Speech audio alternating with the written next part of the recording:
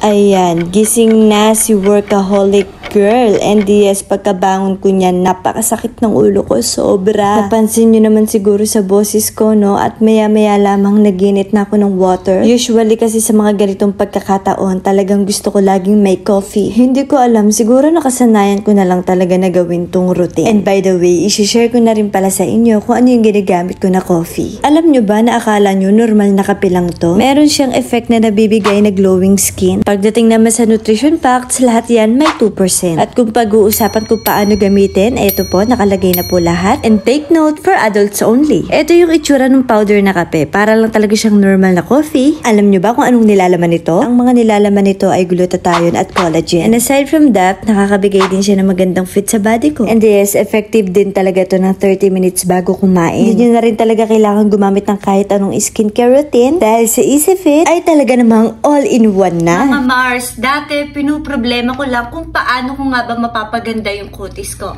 Pero dahil nakilala ko ang EasyFit Garcinia Plus Coffee, natagpuan ko na kung ano ang hinahanap ko.